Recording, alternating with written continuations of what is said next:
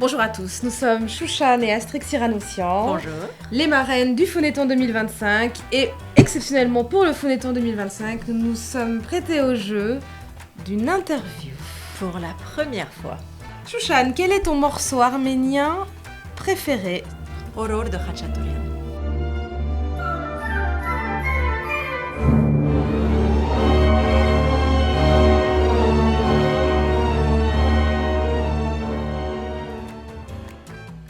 Il y a de la passion dedans quand même aussi, c'est pas seulement... Oui. Astrid, si tu n'avais pas été concertiste professionnelle, qu'aurais-tu fait? Je pense que j'aurais éventuellement travaillé dans le droit pour essayer de comprendre et peut-être défendre des causes qui me sont très chères. Ça ne m'étonne pas.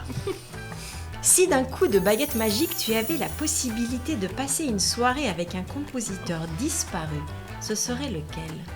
Peut-être Mozart, parce que je lui demanderais pourquoi il n'a pas écrit de concerto pour violoncelle.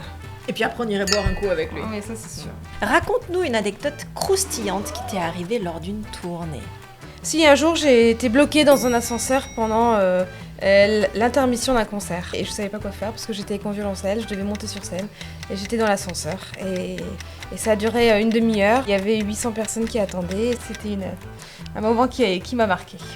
Tenant compte que ton instrument a 4 cordes, quelle serait l'expression qui te représenterait le mieux? Avoir plusieurs cordes à son arc, je devrais dire archer, tirer sur la corde, jouer sur la corde sensible ou avoir la corde au cou? Ah non, avoir plusieurs cordes à son arc. Chouchane, Aïda Aznavour appelait son frère Charles Arparik. Qu'est-ce que cela évoque pour toi?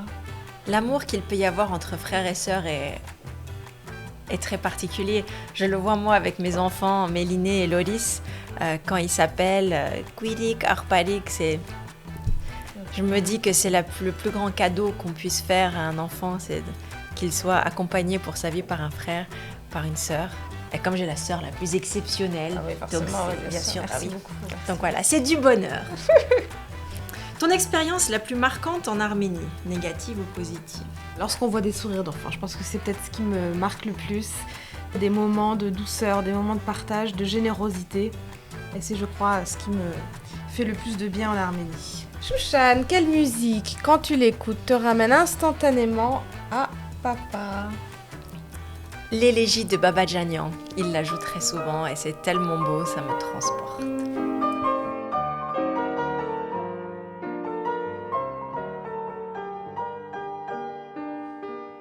C'est fini? Ah oui, c'est fini.